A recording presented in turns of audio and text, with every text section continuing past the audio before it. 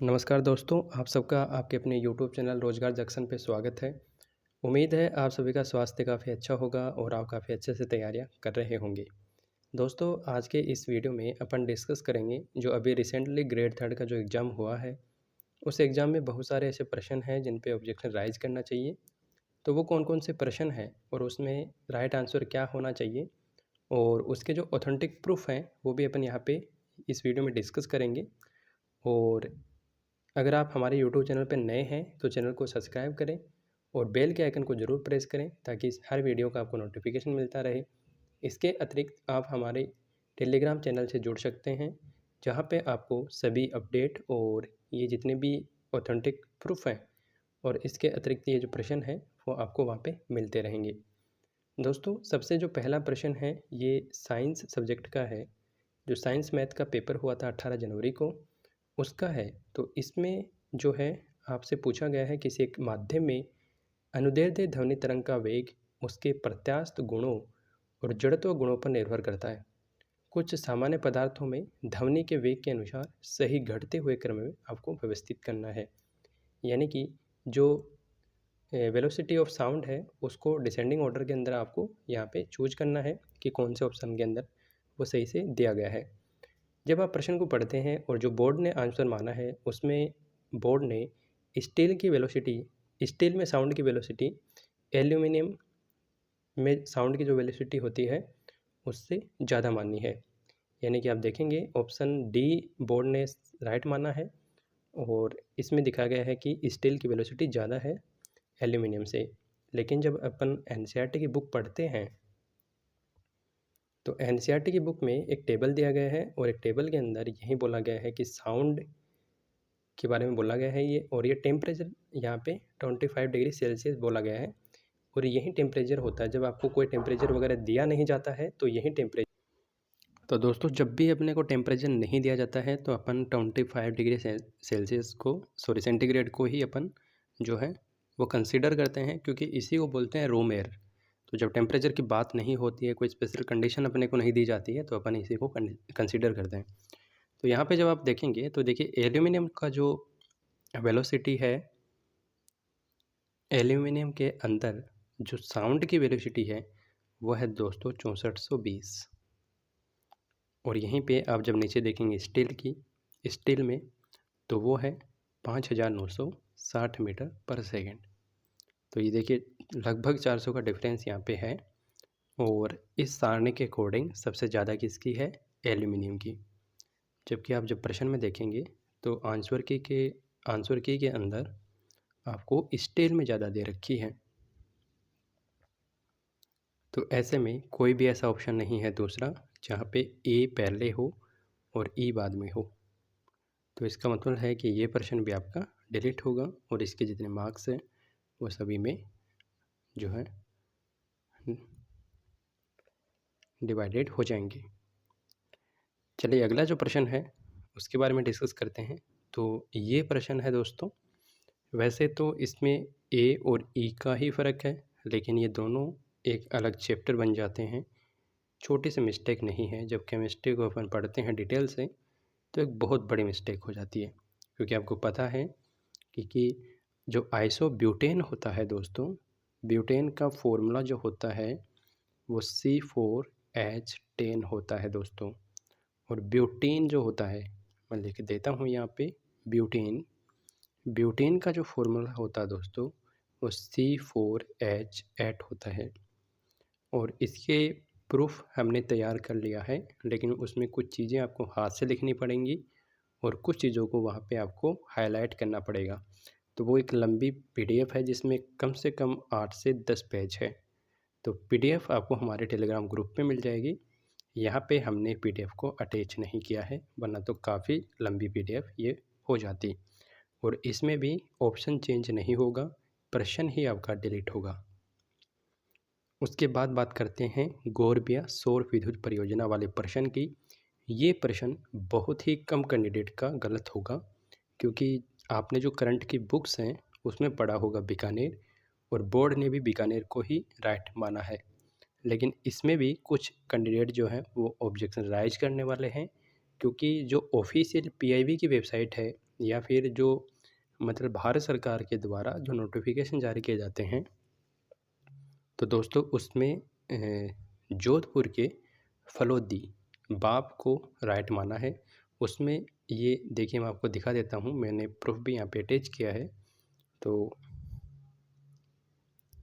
यहाँ पे देखिए, ये PIB सेंट्रल गवर्नमेंट की ऑफिशियल वेबसाइट है, जिसमें हर एक इवेंट का वो एक प्रेस नोट जारी करते हैं। और ये जब इवेंट हुआ था तो उसी समय प्रेस नोट जारी किया गया था। और ये प्रेस नोट देखिए 19 जुलाई 2025 को जारी किया गया था। और इसमें जब आप देखेंगे तो भारत की वैश्विक पटल पर स्वच्छ ऊर्जा के केंद्र में उभरने का उल्लेख करते हुए केंद्रीय नवीकरणीय ऊर्जा मंत्री श्री प्रहलाद जोशी जी ने राज्य अब ऊर्जा के क्षेत्र में आत्मनिर्भरता की पहचान है। यह विचार आज केंद्रीय मंत्री श्री जोशी ने फलोदी जिले की बाप तहसील में जेलेस्ट्रा इंडिया द्वारा विकसित 435 मेगावाट की गोरबिया सौर ऊर्जा परियोजना का उद्घाटन के अवसर पर व्यक्त किया। तो ये प्रूफ सफिशिएंट है अगर आप भी इस प्रश्न को डिलीट करवाना चाहते हैं। उसके बाद में इसमें प्रश्न डिलीट नहीं होगा, ऑप्शन चेंज हो सकता है, लेकिन अगर आप इसको डिलीट भी हो सकता है क्योंकि बाप फलोदी जो है वो ऑप्शन में ही नहीं है। ठीक है, तो फलोदी आपको पता है कि एक अलग ज़िला बन गया है, लेकिन फलोदी यहाँ पे ऑप्शन के अंदर है ही नहीं, तो ये प्रश्न डिलीट भी हो सकता है। उसके बाद में बात करते हैं, नीचे दिए गए कुछ तत्वों को उनके गलनांक के अनुसार बढ़ते हुए क्रम में व्यवस्थित करना है। यानी कि increasing order of melting point में आपको अरेंज करना है। कुछ एलिमेंट आपको यहाँ पे दिए गए हैं, तो आपको पता है, देखिए यहाँ पे जो बोर्ड की तरफ से राइट आंसर माना गया है, पहले वो डिस्कस कर लेते हैं। बोर्ड ने राइट माना है ऑप्शन डी को। ठीक है, यानी बोर्ड के अकॉर्डिंग अगर सबसे ज़्यादा मेल्टिंग पॉइंट होता है तो वो सोडियम का होता है। ठीक है दोस्तों, जबकि जब आप इसको देखेंगे तो सबसे ज़्यादा मेल्टिंग पॉइंट जब होता है तो वो होता है दोस्तों यहाँ पे, इसका प्रूफ मैंने अटैच नहीं किया है, मैंने इसका प्रूफ वैसे लिया था और वो आपको टेलीग्राम के अंदर मिल जाएगा। सबसे ज़्यादा जो मेल्टिंग पॉइंट मैं यहाँ पे लिख देता हूँ केल्विन के अंदर, या फिर आप सेल्सियस के अंदर भी इनको काउंट कर सकते हैं, लेकिन कोई फ़र्क नहीं होगा वैसे। देखिए केल्विन के अंदर सोडियम का होता है 371 केल्विन, मैग्नीशियम का होता है दोस्तों 924 केल्विन। ठीक, और आर्गन का जो होता है वो होता है 83.38 केल्विन, और फास्फोरस का जो होता है वो 317 केल्विन होता है। ठीक है, तो सबसे ज़्यादा किसका होता है? मैग्नीशियम का होता है दोस्तों, लेकिन यहाँ पे जो बोर्ड ने आंसर माना है उसमें सोडियम का सबसे ज़्यादा बताया है। तो ऐसे में ये प्रश्न भी जो है वो आपका दोस्तों डिलीट होगा। उसके बाद में बात करते हैं, ये एक प्रश्न है, ये प्रश्न जो है काफ़ी कैंडिडेट बोल रहे हैं कि ये प्रश्न डिलीट होगा, क्योंकि जब अपन पढ़ते हैं, देखिए यहाँ पे मैंने भी ये प्रश्न जो है वो गूगल पे जब सर्च किया, क्योंकि मेरे पास साइकोलॉजी कोई बुक है नहीं, तो मैंने वापस से मैंने सर्च नहीं किया, पर मैंने गूगल पे जब सर्च किया तो इसका आंसर गलत बता रहा है। क्योंकि कुछ लोग ऐसे बता रहे हैं कि इसमें जो है दोस्तों बोर्ड ने जो इसका आंसर माना है वो ऑप्शन डी माना है, यानी बोर्ड के अकॉर्डिंग कोऑर्डिनेशन जो होता है वो होता है various parts of a subjects curriculum are inter related. ठीक है, लेकिन जब हमने क्रोम पे सर्च किया तो क्रोम पे जो इसका आंसर है उसमें जो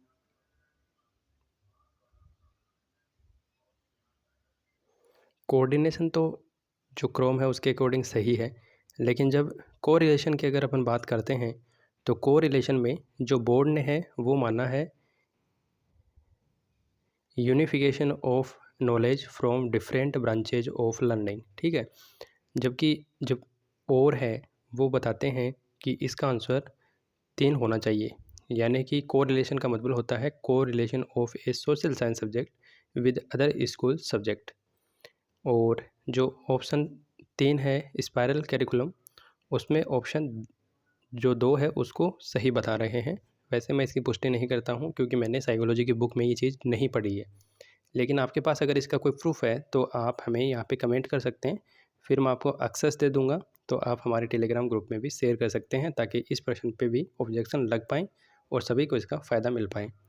अब अपन बात करते हैं सबसे चर्चित प्रश्न की, और ये प्रश्न है दोस्तों जो अपने त्यौहार हैं, एसएसटी के पेपर में ये प्रश्न पूछा गया था कि राजस्थान के निम्नलिखित त्योहारों को हिंदू कैलेंडर में उनके मनाए जाने के क्रम में अनुसार व्यवस्थित करें।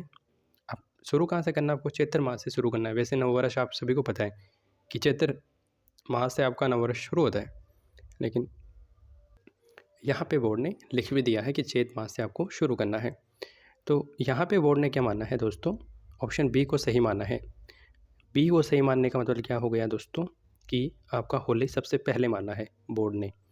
लेकिन यहाँ पे जो आपकी आरबीएसई बोर्ड की बुक है, ये देखिए history and culture of Rajasthan, और ये बुक है आपकी जो कि आरबीएसई बोर्ड की है, जो अभी अपने यहाँ पे चल रही है। और इसको लिखने वाले जो भी है राइटर्स, उनके यहाँ पे मैंने डिटेल दी आपको। और उसके अतिरिक्त अपन बात कर लेते हैं। अब चैप्टर है इसका 3। चैप्टर का नाम है celebration festival and fair of Rajasthan. ठीक है, तो यहाँ पे वैसे तो मैंने चारों जो फेस्टिवल्स हैं उनको यहाँ पे किया है इसमें ऐड, लेकिन अपन होली को ही देख लेते हैं क्योंकि होली से ही प्रश्न गलत हो रहा है।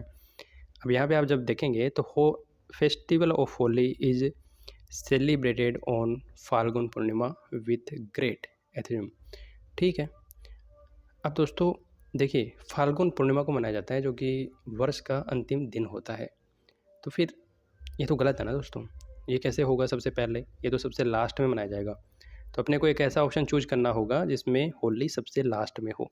तो क्या अपन देखते हैं कि ऐसा कोई ऑप्शन है क्या जिसमें होली सबसे अंत में दे रखा हो?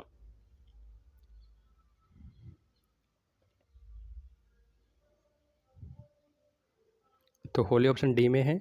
और देखिए ACBD ऑप्शन होना चाहिए। ACBD कोई ऑप्शन है क्या? ACBD, ये ऑप्शन डी इसका जो है वो चेंज होगा और ऑप्शन डी इसका राइट हो जाएगा। कुछ कैंडिडेट जो हैं उन्होंने बोला है कि होली ही सबसे पहले मनाते हैं, तो दोस्तों धुलंडी को वो लोग होली बोल रहे हैं, जबकि दोस्तों ऐसा नहीं है। सेंट्रल गवर्नमेंट जो होती है और जो अपन बोलते हैं कि जो पूर्वोत्तर राज्य हैं वहाँ पे हो सकता है कि होली वो धुलंडी को ही बोलते हैं। पर यहाँ पे अगर अपने को प्रूफ मांगे जा रहे हैं तो अपन तो आर्ट एंड कल्चर जो अपने को बुक्स चलती हैं उस बुक्स में अपने को क्या पढ़ाया जाता है उसके अकॉर्डिंग आंसर अपने को देने हैं, और अपने राजस्थान में जो फेस्टिवल्स मनाए जाते हैं उसके अकॉर्डिंग अपने को आंसर देने हैं। तो उसके अकॉर्डिंग होली अपने यहाँ पे सबसे अंतिम माह के अंदर मनाई जाती है फाल्गुन पूर्णिमा को। ठीक है, और होली का दहन होता है उसी को अपन होली बोलते हैं। ठीक है, और बुक में भी यही चीज़ दे रखी है। तो ये प्रश्न भी आपका निश्चित रूप से इसका आंसर चेंज होगा। अब कुछ कैंडिडेट ने क्या है कि यहाँ पे होली को सबसे पहले काउंट कर लिया है। तो मैंने देखा था रिसेंटली वीडियो बनाया था उसमें बहुत सारे कैंडिडेट कह रहे थे कि होली वाला प्रश्न सही है, लेकिन ऐसा नहीं होगा दोस्तों, इस प्रश्न का आंसर चेंज होगा।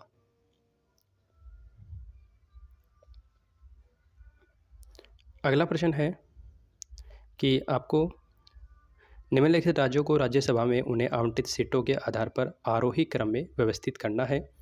तो यहाँ पे जब आप देखेंगे तो बिहार, आंध्र प्रदेश, महाराष्ट्र, गुजरात, यहाँ पे जो राइट आंसर है ऑफिशियल बोर्ड की तरफ से वो ऑप्शन डी माना गया है। यानी कि सबसे ज़्यादा जो है यहाँ पे आपको आरोही क्रम में करना है, ठीक है ना, बढ़ते हुए क्रम के अंदर। तो सबसे कम सीट कहाँ पे है? तो बोर्ड ने माना कि सबसे कम सीट है गुजरात में, और गुजरात के बाद में सीट है बिहार में। लेकिन यहाँ पे अपन देखते हैं जो कि ऑफिशियल डाटा है उसमें सीटें कहाँ ज़्यादा है। तो देखिए आप, बिहार में 16 सीटें हैं।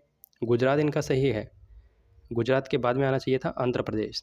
आंध्र प्रदेश या गुजरात, इनमें दो में से कोई भी पहले आ जाता और उसके बाद में बिहार आती, और बिहार के बाद में कौन आता? महाराष्ट्र, क्योंकि सबसे ज़्यादा 19 सीटें महाराष्ट्र में है। लेकिन यहाँ पे आप देखेंगे तो गुजरात के जस्ट बाद में ये बता रहे हैं बिहार को, लेकिन बिहार में तो दोस्तों 16 सीटें हैं। वहाँ पे लिख देता हूँ आपको, गुजरात में है 11, आंध्र प्रदेश में 11 है, बिहार में 16 सीटें हैं, महाराष्ट्र में 19 सीट हैं। तो होना चाहिए था या तो डी, ठीक है, और फिर बी होना चाहिए था, और फिर होना चाहिए था आपका ए, और फिर होना चाहिए आपका सी। ऐसा ऑप्शन होना चाहिए था। या फिर आपका ऑप्शन होना चाहिए था, अगर ये आंध्र प्रदेश को पहले काउंट करते हैं तो बी, बी के जस्ट बाद में होना चाहिए था डी, डी के जस्ट बाद में होना चाहिए था ए के जस्ट बाद में होना चाहिए था सी। पर ऐसा प्रश्न नहीं है दोस्तों, ऐसा ऑप्शन नहीं है, तो ये प्रश्न भी आपका डिलीट हो जाएगा।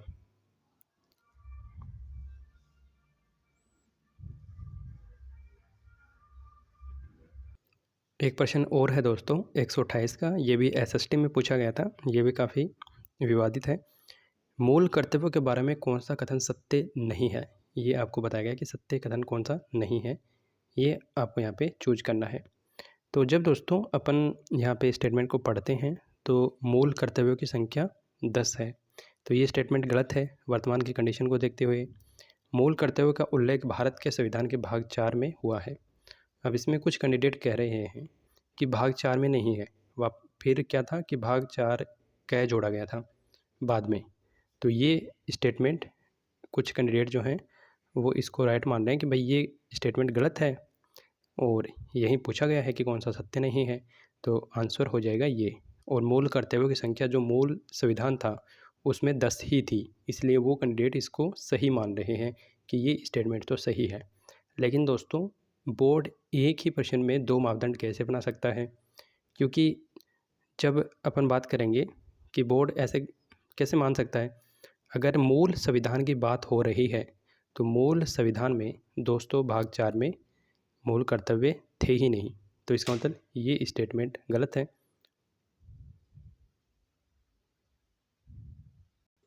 यहाँ पे कोई भी विशेष स्थिति बोर्ड के द्वारा दी नहीं गई है, तो अपन मानेंगे कि जो वर्तमान स्थिति है उसी की बात की जा रही है। तो ऐसे में अभी जो मूल कर्तव्य है वो आपको पता है 11 हैं, ये जो है ये भाग 4 कै में है, ठीक है। तो यहाँ पे ये दोनों ही स्टेटमेंट जो हैं वो गलत माने जाएंगे। अगर बोर्ड बी को गलत मानता है तो ए तो डेफिनेटली गलत है, इसलिए इसका आंसर होना चाहिए था ए और बी दोनों गलत हैं। या फिर हो सकता है कि ज़्यादा यहाँ पे बेहतर है कि ए जो है वो गलत है, तो ऐसे में ये प्रश्न भी डिलीट होने की संभावना रखता है। दोस्तों इन सभी के प्रूफ आपको टेलीग्राम ग्रुप में मिल जाएंगे। टेलीग्राम ग्रुप का जो लिंक है वो आपको नीचे डिस्क्रिप्शन बॉक्स में मिल जाएगा, या जो कमेंट बॉक्स है वहाँ से भी आप इसको ज्वाइन कर सकते हैं। उम्मीद करता हूँ ये वीडियो आपको काफ़ी पसंद आया होगा। जय हिंद, जय भारत, वंदे मातरम।